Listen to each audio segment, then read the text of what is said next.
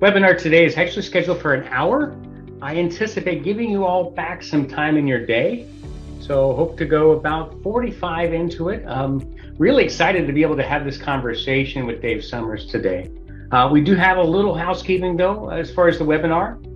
We will do a Q&A at the end. So if we could gain a little feedback into the questions you may have, and then there'll be a 2-question poll. I know it's going to be just a challenging 2 questions, but I think it will give us some insight into your current process and really if we can continue and further that conversation. So, Duke, thank you for taking time out of a busy Monday.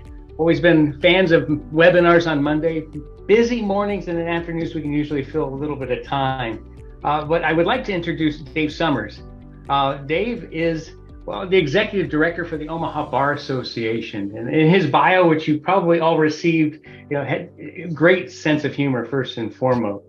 But I think for himself being a bar junkie, he'll have some great things to reiterate about his current process, really in a better understanding of how he's utilized software to do a transformation of his boards and committees. So Dave, thank you very much for being here. Thanks so much for having me. And look at that hair. Wasn't that fabulous back in the day? Oh my gosh. So I'm not going to date this picture. I wouldn't dare say when that was taken because you could probably draw the Keep rolling. same correlation to my picture. But man, it's spectacular. The years have gone by, and I need to remind myself that while the hair seems to gray and go away, I can still put up an old picture and still call it me. So that's good. And hey, great. Anyway, if you could let everybody know about your background first and foremost. Some things that really excite me is the fact that you've gone from Capitol Hill, all the way through into the process, then into just elaborate, if you will, on your history, please. Sure. Born in North Dakota, born and raised in North Dakota. Went out to DC for undergraduate schooling and work experience, where I got to work on political fundraising campaigns for Senate twice and presidential campaign. So that was a wonderful experience at age 21 to be spending 4 hours a day with a senator dialing for dollars. But I decided to go to law school, and New Mexico came calling, so I went down there and ended up moving to Omaha, Nebraska in 2009. That was a tough time to start being a lawyer, but I went out and did some solo work and worked on some different gigs until I raised my hand to join the Omaha Bar Association website technology committee at the time to help them implement a new website and social media accounts and everything like that. Because I had started my own firm and website for my firm and social media accounts. And that ended up being a pathway to becoming the executive director of the organization in 2010. In 2012, and been there ever since. And love Omaha, love the Midwest, and it's a joy to be the party planner for my bar association, and to be a former member and coming from that experience on what it was like being an attorney and coming out of law school and getting into practice. So having that experience as the member and then now doing the staff stuff, I think has worked out well. Yeah. But you touched on it there. As far as the membership of the Bar Association, walk me through. Who are members of your bar? Yeah. We have, we're a voluntary membership, Metro Bar. We have approximately 1,450 members in any given year. 100 or so judges, 50 or so law students. But the majority are attorneys in practice. We have a wide variety of members, from litigators to corporate counsel to non-traditional attorney roles, and everywhere in between.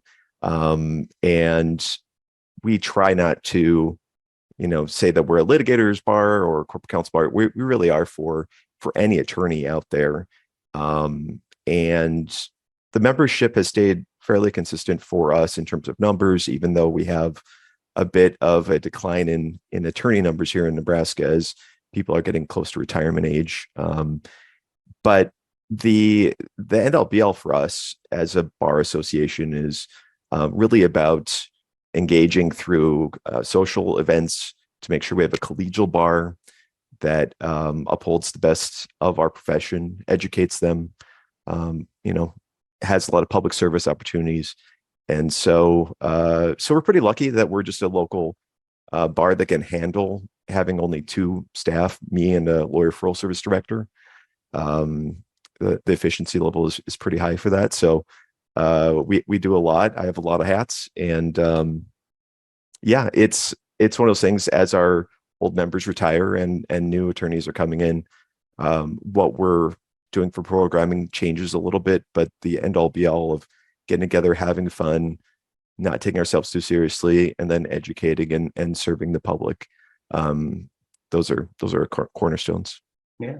And that's a good segue into how active is your membership within the organization? You know, it's probably similar to most bar associations, and this is through, you know, going to NABI conferences and BLI conferences for over a decade now. Is you know, we'll have about a third that are active. You know, they'll come to a few events or more a year. They'll serve on committees. They'll serve in lawyer referral service. They'll serve in leadership, and then 2/3 that will come to one or two events and you know, use us for educational CLE purposes.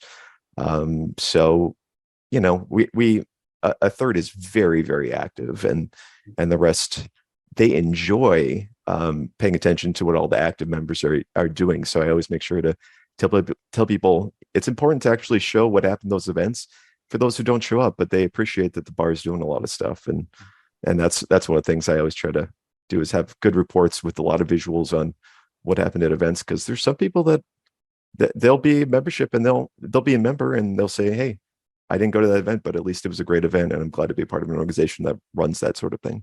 And it's my understanding you're one heck of a caterer too. I have cut a lot of cheese, and that's not figuratively. That's literally for our wine tasting every year. I cut about 70 pounds of cheese into cubes. I have the blisters to show for it too. And forearms too, I bet. I was gonna get a cheese cutter, a wire cheese cutter. Every year I kind of forget about that. Yeah, I just keep doing it with my butcher's knife. Yeah, weird.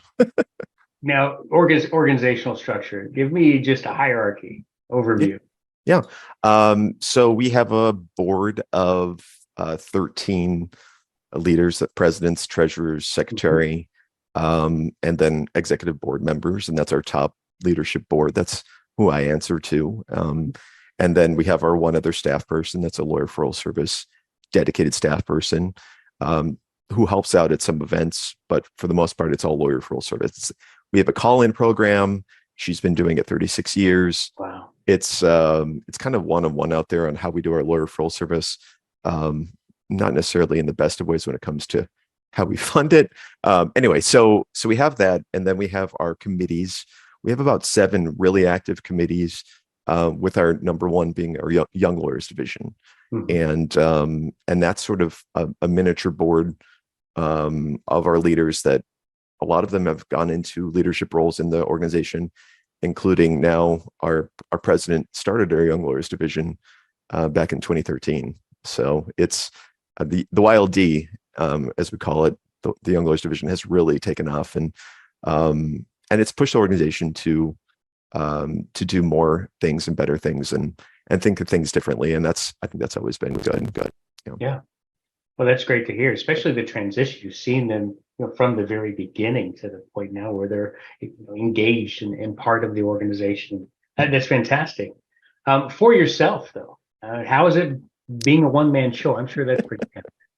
Oh, it's a challenge every day, a fun challenge, because the activities are varied. And there are times when there's an idea and we'll put it in action within a day, within a week. Mm-hmm. And so there's not an overwhelming amount of process that we have to go through to get anything done.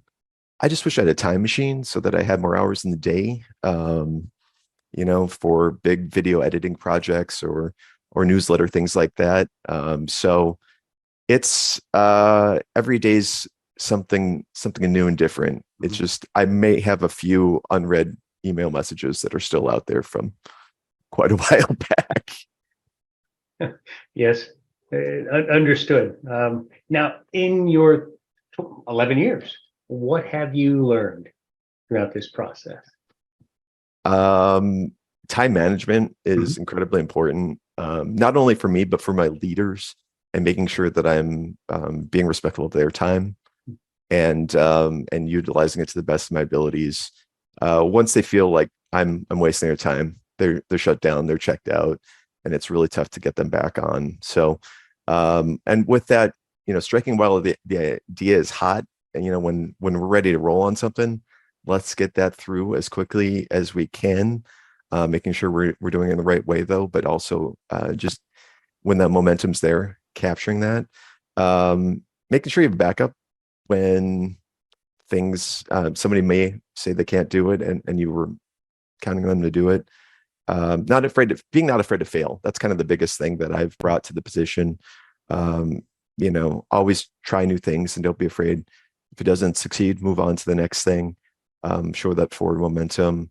I always ask my members for ideas, and Mhm. have the leadership ask for ideas and feedback on a regular basis. That as a staff of one, I can I don't know everything. I don't know what people are what's how they're seeing it from their perspective, and so I was getting that the perspective feedback's good. The practice of law is changing. Many ways it's changing very quickly. Some ways it's staying the same, and we have to understand that the practice of law has some cornerstones that aren't changing, but there's a lot that's changing, and we have to understand that changes here and embrace it when we can, and educate the members when we can. And then the other thing that I think is out there is understanding the different personality types of the people that are in the organization, the people that are out there. Not everybody wants to engage with the bar the same way. It's kind of what I was talking about. Some people don't want to come to a social event where they feel the need that they're going to have to talk to somebody. They want to engage in different ways, and understanding that goes all the way up to leadership too. There are some leaders that are introverts, and I need to make sure that I am engaging them, capturing their ideas, thoughts too. So not everybody's like me, Craig. Not everybody is this weird extrovert. So gotta realize that. Yeah. Now, for yourself, what are some of the greatest challenges that you face, supporting boards and committees? Um, that's a good question. I would say just making sure that everyone has all the information. Mhm. Um, you know, I don't want somebody to say that they can't make a decision because they don't have the information. They don't know what's going on. So I have to make sure that everybody has all the information that I've captured over the years that we've discussed. I need to have that information at their fingertips, and making sure that they're not overwhelmed by how I'm presenting that to them. Mhm. Um, and and just making sure that they feel heard and engaged in the process. Um, and it's an ongoing struggle. I'll say that. Yeah. Yeah, there's some leaders that just want to text and they don't want to email Mhm. and they don't want to talk on the phone, and there's other ones that will call me every other day and they just want to talk it out, but they don't want to look at an email or text. So it's a interesting. You got to meet them where they're at. Yeah. Yeah. I agree with that too. That's a good segue here again. Before the introduction or digitally transforming your organization, what were meetings like before that? How did either the consumption factor, how did they receive information? What was the flow? Yeah. Yeah. Board meetings every other month, email out a big old PDF the week before for them to Yeah. review, show up in person, have print copies for everybody, um, go through it, capture a little bit of the information coming out of it, very light notes. A lot of it was in the oral tradition. And following through and trying to figure out exactly what was in every single conversation was difficult. Mhm. There was a lot of data loss, and a lot of printing and a lot of confidential documents that were who knows where now. Now, think back to 2020, as we've all made the shift, and that's, I think, pretty much prime of what majority of organizations like yours have made a shift to hybrid because of the pandemic. Mhm. How was that for your organization, the boards and committees? Committees just really stopped functioning at the start of the pandemic and pretty much through it, and we're still bringing those back on, and that's generally gone back to in person. The board meetings, though, Zoom was helpful in many respects. Um, we still will have some in person, and we'll use the Convene feature to capture all the information from the notes. And we'll have a few people that'll say, "I can't come in person. Can you have the online version as well?" So they're there consuming it as they're driving to their kids' soccer practice or stuck at work across town and don't want to commute the 30 minutes each way to get to the meeting. And we get that. We try to create a little bit of social events at the event. So maybe, we'll have a happy hour afterwards if you come to the meeting. So we still try to get them together, but the Zoom feature for us was helpful in presenting information on a screen in front of them. For budget meetings, very helpful. Mhm. I have to admit, um, we haven't done the best job of implementing like videos, PowerPoint presentations into our board meetings. I probably need to do a better job of how I'm presenting the information in my packet of information, um, but it's been a ongoing process, and bringing in Convene into Zoom setting with Convene and having that added into there as a layer has been amazing for me in terms of coming out of a meeting and having all those action items, moving forward with things from the meeting, and then being able to look back. Anybody can look back and see what happened at the meeting, what happened in the previous meetings, and sort of keeping everybody on the same page Yeah, in one space is just tremendous. you're stealing a little of my thunder from later in the meeting. Oh, sorry. Questions about the product now. As far as your agendas Yeah. and content, did you go through a change in that, especially pre-pandemic or even during then, to make things more consumable? You mentioned that, committees just fell off. They Yeah. stopped. And I understand that completely. But for a board, there had to be a little bit of change. Did you find some best practices there? Yeah. I wanted to create more opportunity to have open-ended idea generation discussions Mhm. in this process of being on Zoom, and to lessen my ability. So I went in and started briefing more on subjects in written testimony so that they can read it before, they can read it during the meeting, and I'm not just regurgitating what could be said in written form, and instead pivoting to questions, idea generation, um, engaging the board in that high level oversight thought process, instead of just doing event reports and things like that. So I took it as an opportunity to sort of change our system a little bit, and get to that point where when I'm really engaging that board at the highest level that I should, Mhm. and just getting to that next gear using their knowledge and their experience, and trying to better the bar association, which has been really helpful for us. They can go look at the report. I don't have to say it to them. We can have some whiteboard opportunities, as I like to call them. Yeah. So, and that's something I hope we get out of this today is that transformation that's happening with the organization from what it sounded like operational review, where you're just regurgitating information back, and now making the transition where they're more focused on strategy, like the whiteboarding sessions you were just talking about. That's a Yeah, key component to making those meetings more worthwhile, whether virtual or in person. absolutely. Yeah,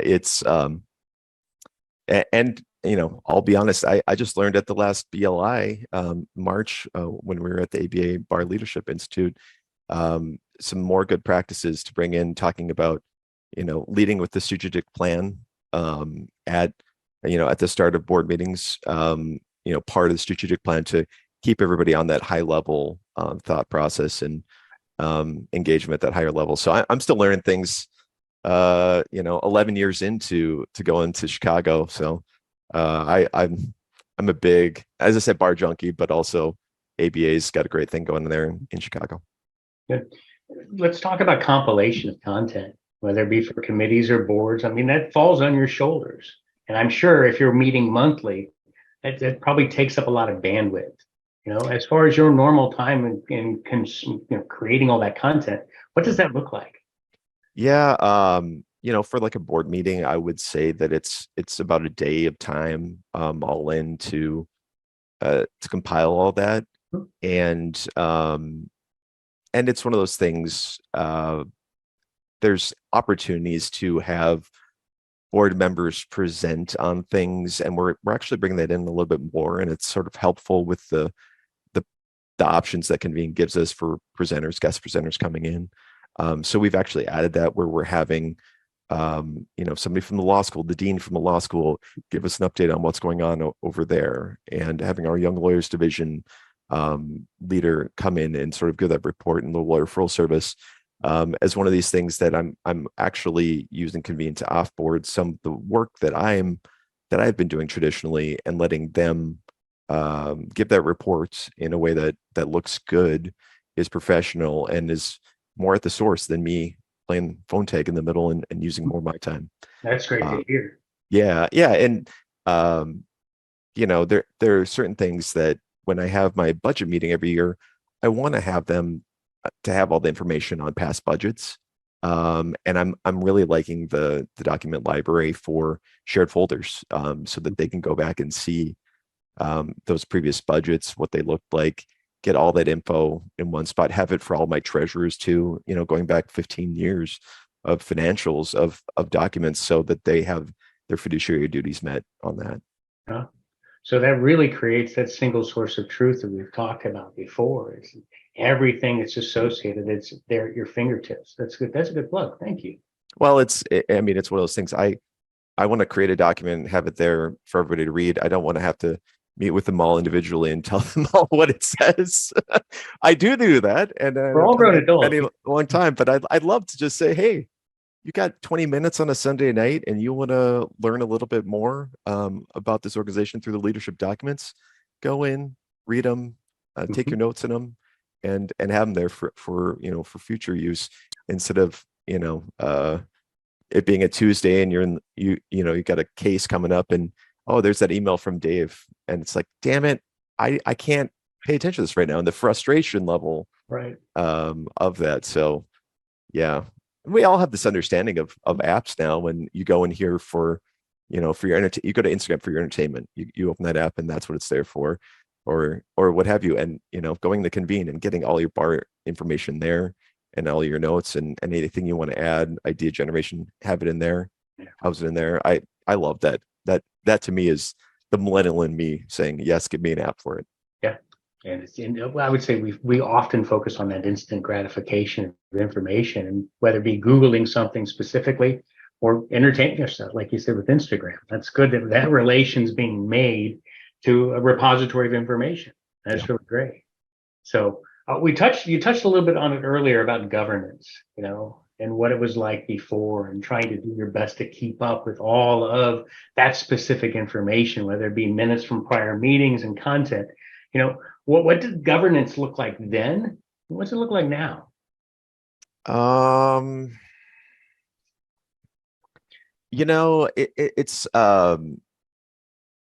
one of those things that I have to admit to dropping the ball on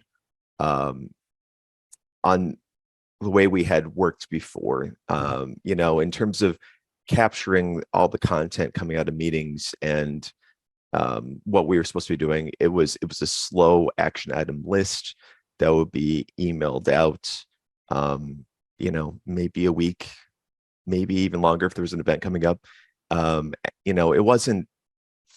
It wasn't capturing everything, and it certainly wasn't timely in terms of the momentum coming out of the meeting. And there was this idea that any given meeting, all you could find was that, when we talk about data capture, and so you'd have that packet of information, and who knows who kept it, who knows who didn't. Mm-hmm. And and so the governance side of it just didn't have the full history, full capture. And I know there are certain um, rules and organizations that then will say we need to capture every single thing. We need to capture every single vote, who voted which way. I write down it's unanimous except for Larry voted no. I don't necessarily have the exact, and I'm talking previously, didn't have the exact, resolution term, everything like that. I have to admit, I was kind of the secretary of the organization and the staff at the same time. So there was just a lot of kind of loose governance in some respects. And bar associations were all attorneys. It should be tighter than that, and it's tightened up, which is great from a fiduciary standpoint. I'm sure insurance carriers love it too. Sure. Excellent. Now, there had to be a line in the sand, a point where you say, enough's enough. When was that? What brought along that aha moment to say, you know what, I'm going to start searching for something to solve my problem here? Oh man, the rabbit hole. It's been years in the process. Yeah. I go back 5 years ago when doing Google shared drives for data, right? Here's all our documents, and I'll add you to the Google shared drive and you can see stuff there. And that not really hitting. And then, let's have a Slack channel for OBA leaders, and me going down that process and seeing the limitations on that, the price point on that, the confusion that came about with that. So that was the second point. And then this last year, found out about board management software, started looking through the different options, and came across Convene as the best option at the right price point for us, with me being a single operator and seeing the ease of use for me on the admin side, and seeing what it was back end for our users. And I can't remember the timeline here. Was it 7 months now? No. We started our conversation back in October and transitioned through into November. Yeah. And after 7 months, what are your thoughts? I mean, it's there's some time, there's some onboarding time. So you got to set that aside if you're going to use it, or take the trial like I did, and really see how it's going to work. But it was one of those things, as users are getting into it and using it more, they're really excited about the engagement. It's been one of those things where I'm sort of like, and it's over here, and they're like, well, can you email me? I'm like, yeah, no. So it takes some teaching in. But I think the one thing that that I would add, and this is from a perspective, not having this perspective, but I think for multiple staffs, when there are multiple people actually using the system on the staff side, that the efficiency that it produces would be even greater than what it is for me as a one person operation. And it's just one of the things, you have to make it second nature, that when you have a board meeting coming up, you're going in there, you're looking at anything that needs to be a resolution that we're going to talk about ahead of time. Instead of having a 90-minute meeting derailed by one item, let's have a conversation about that ahead of time. Have it in the system where we can go through, people can ask questions, we can get clarification, we can bring in documents for review, and have that not derail a 90-minute meeting where there's other business to be done. Has been great. And when there's time sensitive stuff, we can knock it out in between meetings. That doesn't work for everybody. I know that California has some laws on needing to have in-person meetings, or at least Zoom in-person meetings. Right. So that feature, it could be a little bit less for some, but honestly, the one thing that I'm working on rolling out right now that I'm so happy for is the quick meeting feature. In terms of having my leaders, they want to do a brainstorming session, a whiteboard session on something, 15-minute meeting, put down their notes, it's captured in there. I can go in, find it. We can create action items for everybody going forward. It's one of those things that, taking the one-man show and making the other leaders have the system, and then I know what they were doing, and I didn't have to necessarily be there in real time if I had another meeting. It's it's kind of crazy how much it's expanding our potential growth as a group. So yeah, sorry, that was a long answer. No, that Apologies. you answered actually my next question about efficiencies that are gained, and that, the quick meeting function you just spoke of. That's the first time I've heard of empowering other people in the organization to have their meeting and then translate the end result over to you. And that's pretty great. Yeah, I mean, Craig, there are times when I can really, I feel like I'm dominating the discussion, and they needed time to sort of generate their own ideas, and I'll also limited amounts of time. But if it's these two leaders want to, they want to knock out a to-do list for the next 2 weeks of activities, or they want to do an idea session generation, they can go in there, they can whiteboard it with the pen, they can type it out, they can put comments next to, if I put together a briefing and said, hey, you guys, I want you to do a 15-minute idea generation, on your own time, they can do it. And so that's one of those future. I mean, right now it's only a couple of us, to be honest, but looking for it to be one of those things that we get down to committee level, and that's going to open up a lot, when our committee chairs are really rocking and rolling in that system. Um, it's going to be an efficient use of their time. They don't have to do a full write-up afterwards. They just have to write the notes during the meeting. Engagement. I think that's a key component with boards and cells, and having that collaboration that you just talked about. The ability to go in and highlight specific content, make notes and annotations, and then incorporate a chat around that. Yeah. You'd mentioned, a meeting can just become completely derailed just around questions specifically. Do you see now incorporating that? You see a lot of it being addressed ahead of time, so you don't have to worry? Yeah, it is one of those things, and usually we're a very supportive collegial group, but there are certain issues and certain members in leadership that like to disrupt and ask and kind of throw bombs, and so I've used it as a way to take out the troublemaker, or troublemakers, and streamline that process so that they're not just dominating the meeting. And also getting back to like leaders that aren't necessarily extroverts, introverted leaders, and getting everybody's feedback on things, in a written form, that's not a confrontational thing. It's worked well to get those leaders engaged, and actually, it's funny if you have an open meeting thing where you have to have everybody there in person or on Zoom. There'll be times when that person, the introvert, won't say anything, and they have a really good idea, thought, but you allow them to do it in written form, in a passive sort of chat, and they'll come across with it. And so it's helped me engage some of the people I knew were gems. They just they wouldn't be as good if they couldn't have this process. You're exactly right. And I know you support I'll say this appropriately, a multi-generational board. And that's the Yes. key component there, is that you have to level the playing field across everyone there. And I think that's definitely a key component. The 91-year-old of council, he's not gonna get on Convene. I'm fine with that. I'll take his call every other day to make sure any content he wants to put in there, I'll say, Jay Terry told me to tell you all this. Well, that's true.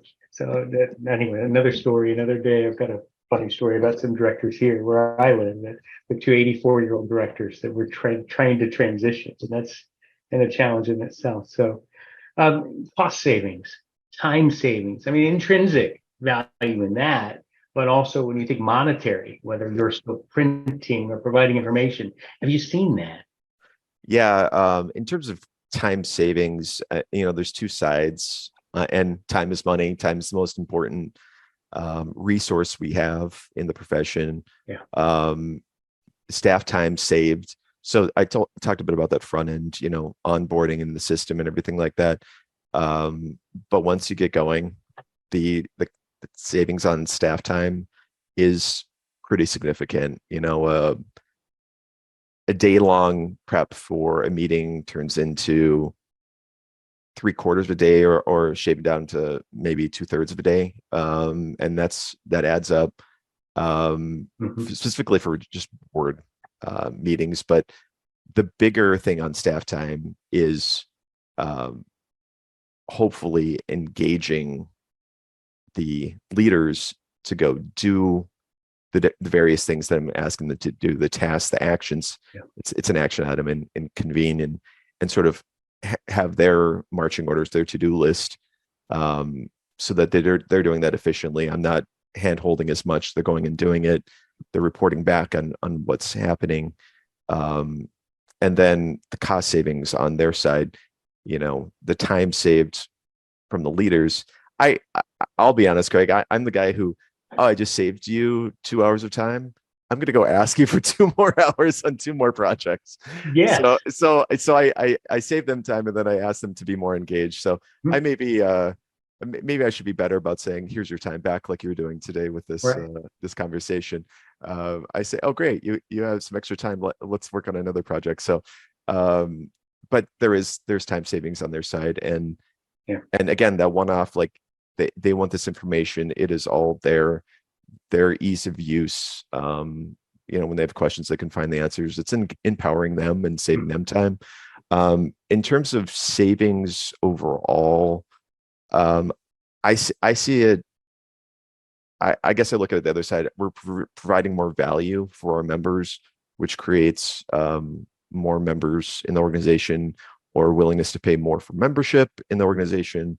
Um, we're running volunteer hours. I mean, there's 2 staff, but we're running volunteer hours. So, I can work 60 hours a week, but it's really the hundreds and hundreds of hours that the volunteers are doing that makes the organization run. And so that's where the real value is making sure that we're using their time effectively. Right. Now, can you share any feedback or testimonials from board members or team members that you have Yeah. around the implementation of this process or the product itself?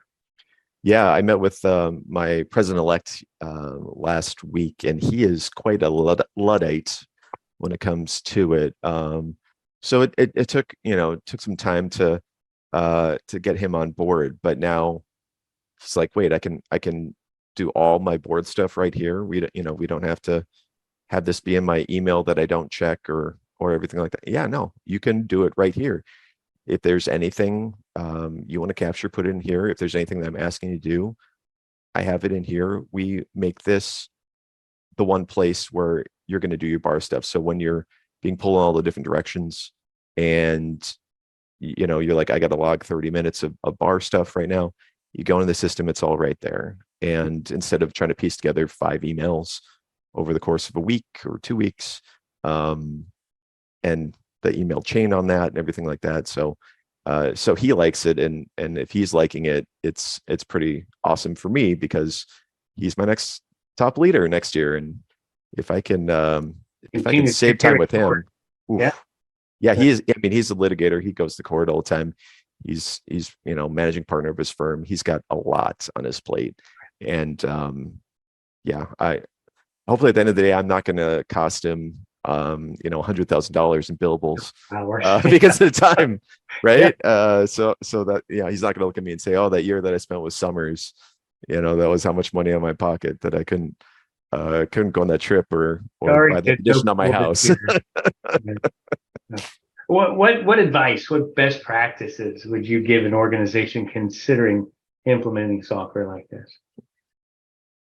um, it might be a tough sell for some people, but I think at the end of the day, uh, your leaders want to know that you're doing everything to be as efficient as possible with their time and with your time as a paid staff member of the organization.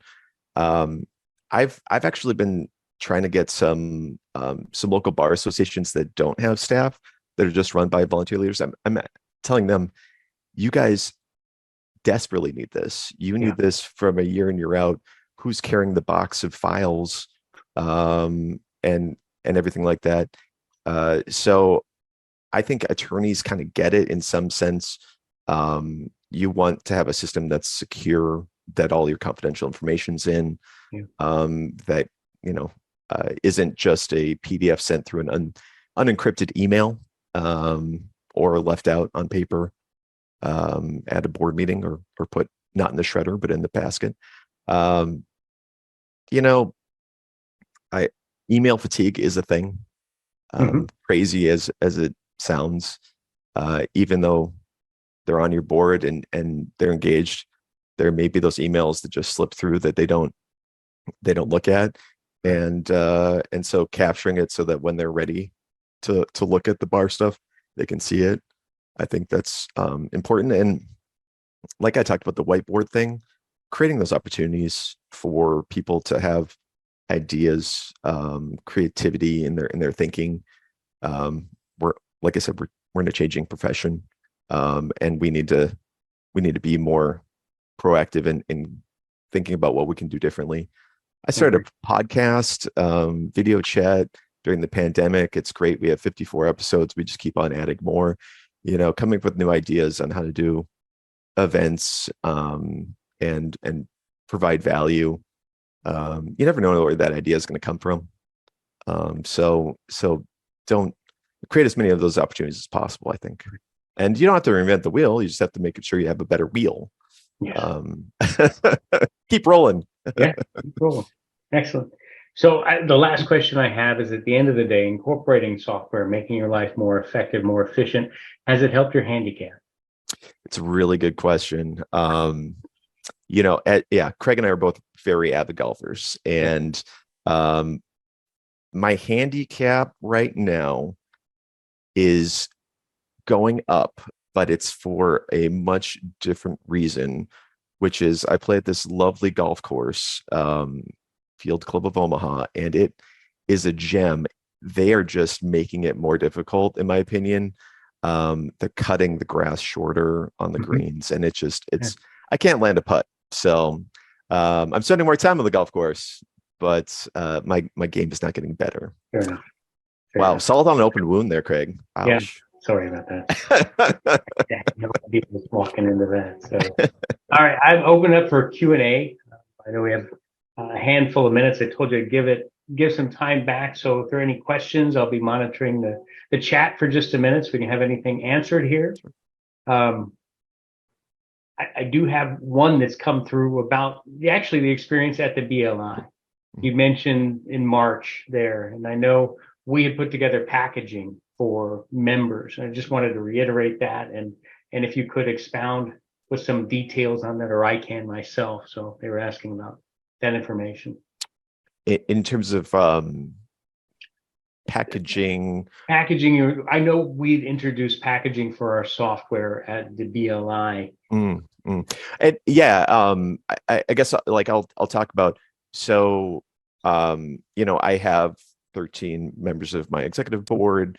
Like I said, there's some that aren't going to utilize this system, and I have a young lawyers division that's very active, and I have committee chairs that are active, and so in terms of how to set this up, I'm the admin user, Mhm. and I have members that I think you pay per member seat, Yeah. per year under the contract, and it's one of those things that I could see people saying, well, I'll use this for the exec board right now. But then once you get going, you say, well, this is actually something that we could really empower those co-chairs of the committees on, and sort of expand out how many users you have. And yeah, I guess you could talk about pricing on that. Yeah, almost definitely. So, and we do have that information we can make available in response to this. So I will send that out to the members that were part of the webcast, and they'll be associated. So, well, Dave, thank you. Thank you very much for your time today. I appreciate the overview. It's good to hear about, how it was the present and then ultimately the future of your organization and how you helped to grow. Um, I will release the polls here very shortly, and we'll wind this up when you all can have, an additional 15 minutes back in your day. Sounds good. Thanks, Craig, for the time. Thanks everybody for watching. I don't know who's out there, but Hey from Omaha. Send me an email. If you want to talk about this any further, I'm happy to chat, or Yeah. call me. I'm happy to talk about it. Excellent. Well, thank you. I'll launch that, and poll just came through. Oh, should I answer this too? No. I think you know the answers pretty easy. Excellent. Well, thank you very much. You guys have a wonderful day. Thanks, everybody.